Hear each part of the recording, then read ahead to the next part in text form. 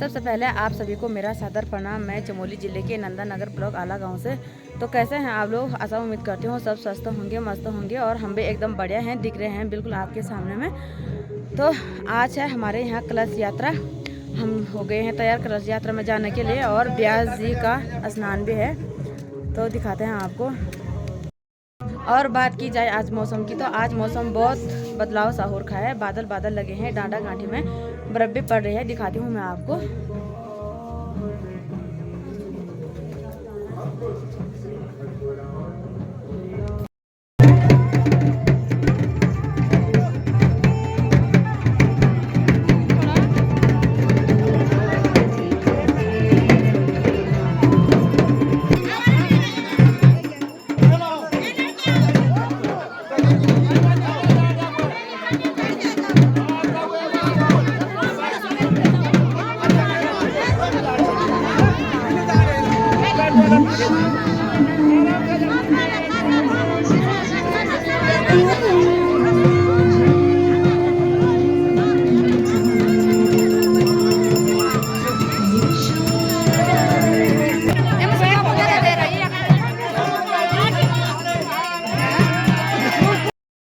तो सभी जा रहे हैं कलश यात्रा में और बारिश भी लगनी शुरू हो गई है।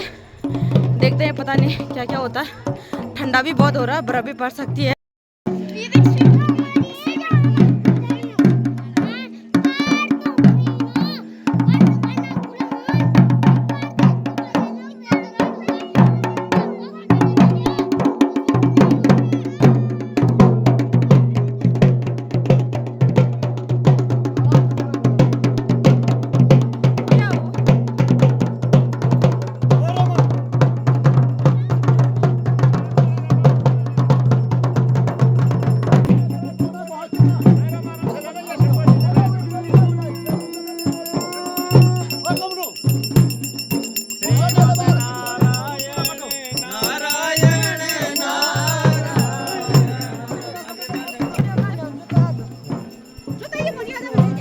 तो तू खाला दुनिया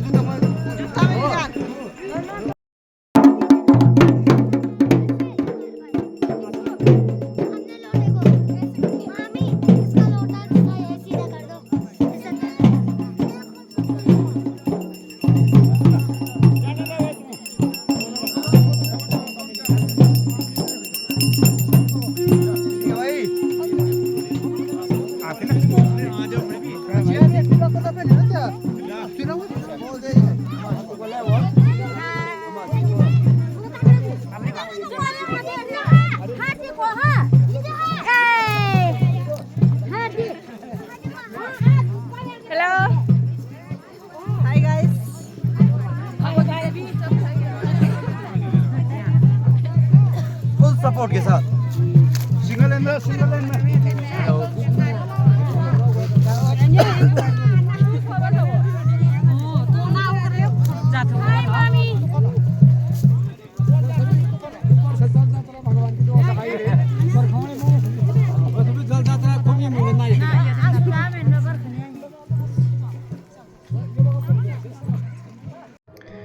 तो यहाँ पे पहुँच चुके हैं जहाँ पे ब्यास जी का मंगल स्नान होना है। आप लोग धारा लगा रहे हैं और ब्यास जी हो रहे डोली में।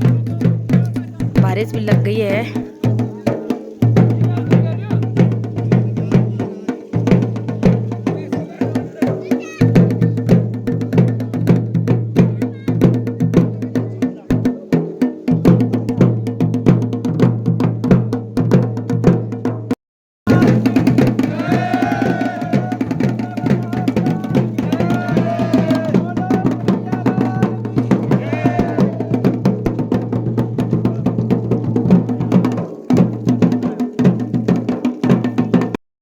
यहाँ पे पहुँच चुके हैं गदेरे में और सभी ब्यास जी की मंगल स्नान की तैयारी हो रही और बारिश भी लग गई है।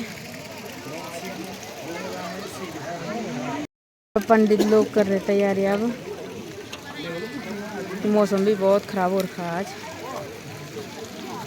बारिश तो आ रही लेकिन बर्फ़ पड़ सकती है शाम तक। यहाँ पे पानी गर्म हो रहा है।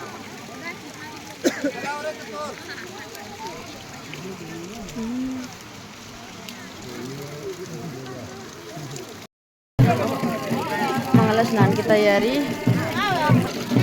यहाँ पे गाया जा रहा मंगल गीत। यहाँ पर रही मेरी ननद और बंजी जी। कुछ बोलना चाहते हैं आप? नहीं, थैंक यू। सपोर्ट करना, लाइक करना, सब कुछ कर देना। बहुत बहुत धन्यवाद। इस चैनल को आगे बढ़ा। आपका चैनल का नाम क्या है? चमोली वाली ब्लॉगर। चमोली वाली ब्लॉगर उत्तराखंडी। Thank you.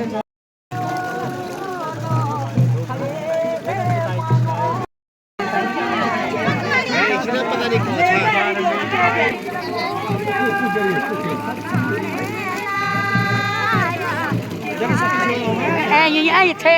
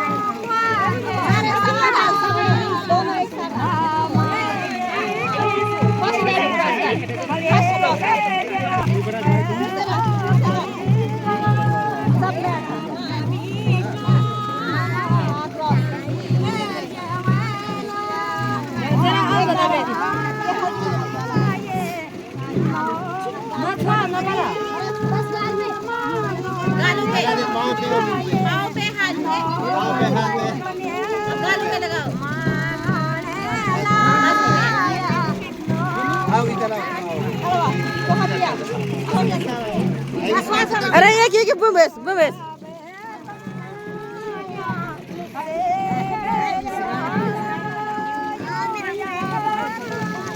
हल्दी भी लगा।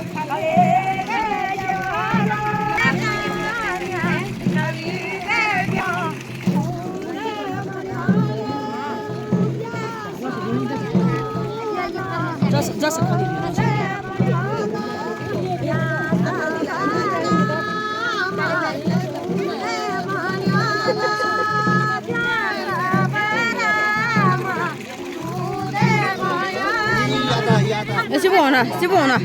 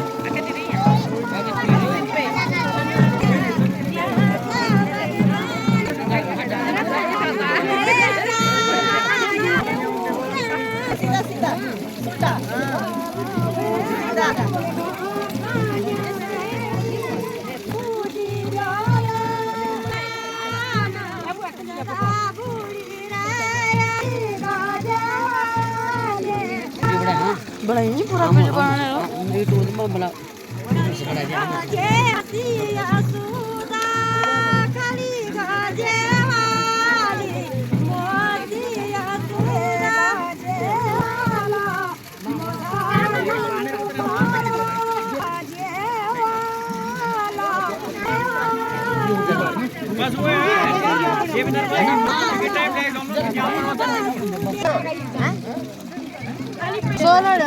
ये भी खाली पैगा बड़ी मुझे एमाज फटाफट लगा दी बस हल्दी लगा दी बस सीधा पैर कर बस। यहाँ पे ब्यास जी का स्नान भी हो गया है। अब घर जाने की तैयारी है।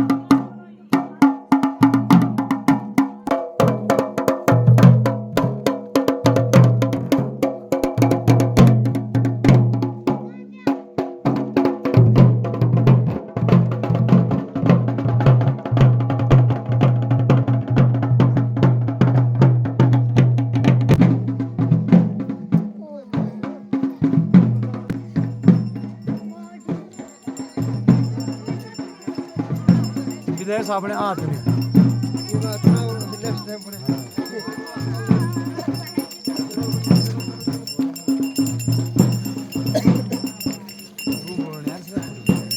हेलो हेलो हेलो गाइस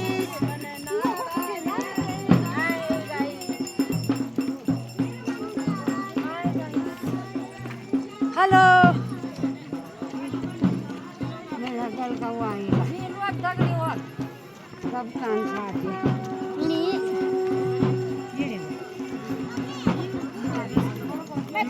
देखो बात मत करने का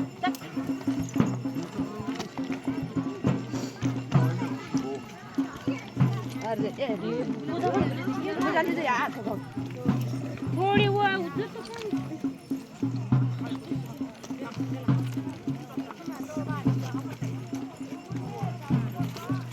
हाय गाइस कैसे हो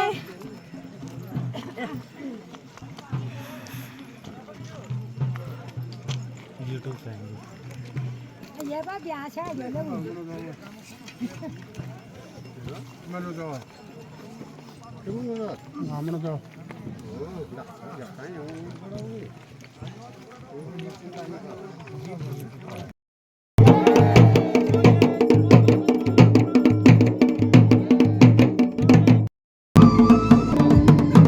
तो ब्यास जी पहुंच चुके हैं चौक पे।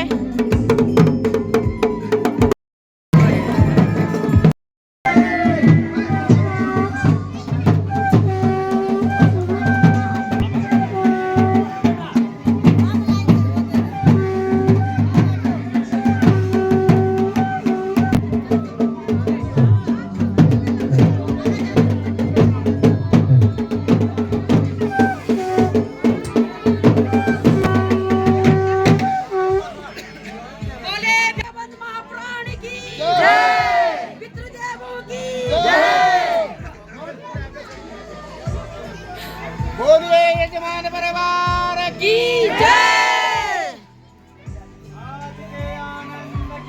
जय। यहाँ पे कन्याओं को जवाया जा रहा है। 9 कन्याएं, उनको खाना खिला दिया, अब उनको भेंट दिया जा रहा है।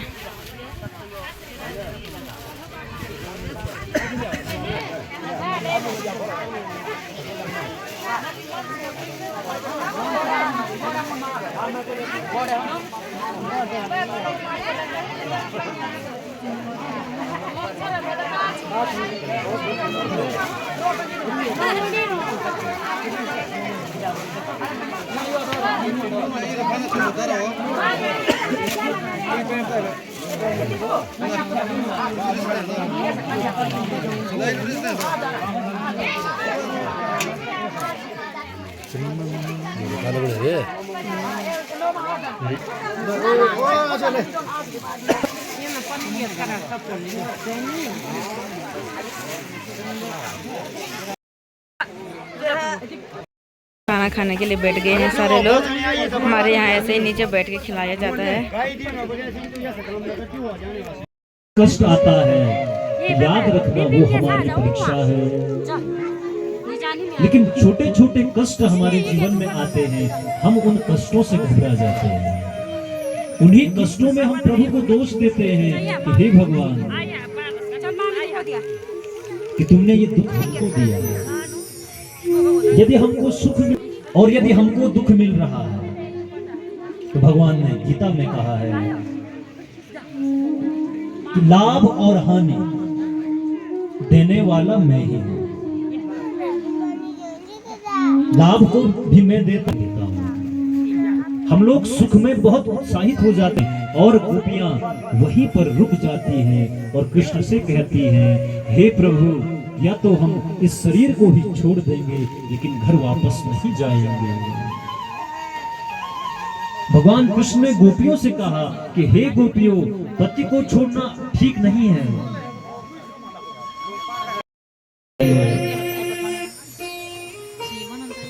अब ब्राह्मण की पत्नी यहाँ से देखती है कि छोटा सा बालक हवन कुंड की ओर जा रहा है और यहाँ देखती है सो रहे हैं, निद्रा ले रहे हैं।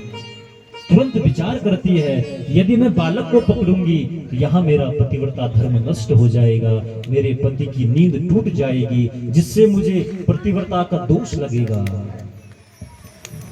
बहुत विचार करने के बाद अब यहाँ से बालक धीरे धीरे हवन कुंड की ओर जा रहा है और इधर से उस देवी की, उस ब्राह्मण की पत्नी की हृदय की धड़कनें तेज हो रही हैं। सोचती है यदि बालक को बचाऊंगी यहाँ मेरा पतिव्रता धर्म नष्ट हो जाएगा, और यदि पति को जगाती हूँ तो फिर पति को नहीं जगाती हूँ तो बालक हवन कुंड में चले जाएगा। बड़ी विकट स्थिति आज उस देवी के साथ हुई। धीरे धीरे जब बालक यहाँ उसका पति सो रहा है, उसके सामने द्वंद आ गया। ऐसी स्थिति में क्या करना चाहिए? अगर आप होते तो आप क्या करते? बालक को बचाते या फिर क्या करते? स्वयं विचार करो। तो उस देवी ने क्या किया? उस देवी ने जैसे ही बालक अग्निकुंड के पास पहुंचा, उस देवी ने अपनी आंखें बंद कर दी और प्रभु का स्मरण किया, और जब आंख खोलकर देखती है तो बालक अग्निकुंड में चला गया।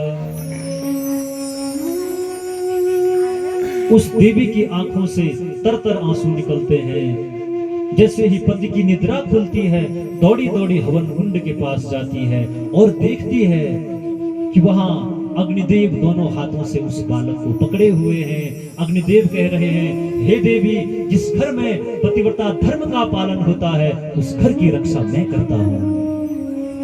तो ये है पतिव्रता धर्म।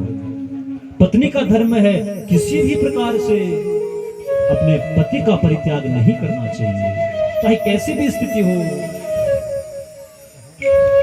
ऐसा कृष्ण गोपियों को समझा रहे हैं, हे गोपियों, तुम अभी भी चले जाओ, अपने पतियों के पास चले जाओ। लेकिन गोपियां जो कि वेद की ऋचाएं हैं, वो भी कृष्ण को एक दृष्टांत के माध्यम से, उदाहरण के माध्यम से समझा रही हैं। गोपियां कहती हैं, एक बार की बात है, एक पति पत्नी थी, अभी उनकी नई नई शादी हुई थी। जब नई नई शादी होती है तो पति पत्नी में बहुत प्रेम होता है। तो नई नई शादी हुई थी। विवाह के बाद जो पति था, पति ने कहा कि हे प्रिय, अब मैं धनोपार्जन करने के लिए, धन कमाने के लिए कहीं दूर देश जा रहा हूं, और जब तक मैं वापस नहीं आऊंगा अपनी एक बड़ी सी फोटो बनाकर अपनी पत्नी को समर्पित करता है, अपनी पत्नी को दे देता है, और देने के बाद कहता है, जब तक मैं वापस नहीं आऊंगा तुम इस फोटो को ही, इस चित्र को ही मुझे समझना। उस पत्नी ने पति की आज्ञा का पालन किया। रोज प्रातः उठकर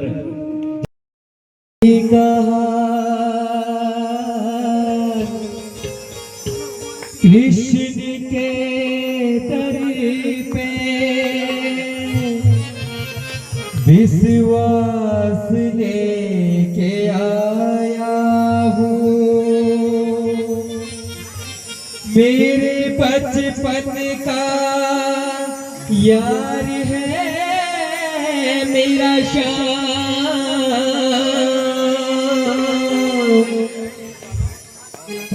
यही सोच कर मैं आस लेके आया हूँ।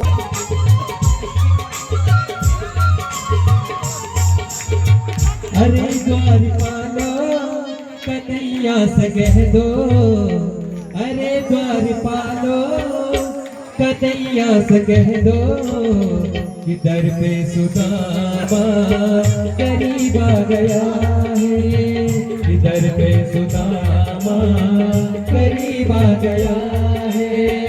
अरे द्वार पालो कन्हैया से कह दो, अरे द्वार पालो कन्हैया से कह दो, कि दर पे सुदामा करीब आ गया है, इधर पे सुदामा गरीब आ गया है।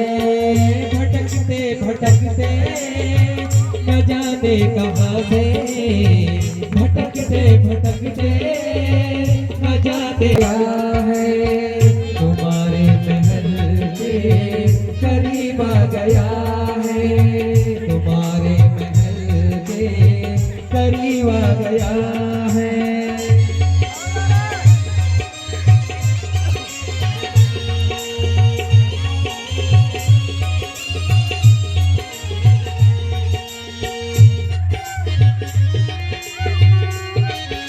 लगाया गले से सुदामा को हुआ रुक्मणी को बहुत तो आज की ही वीडियो इतना ही रखते हैं क्योंकि वीडियो लंबी हो जाएगी तो दिखाते हैं रुक्मणी को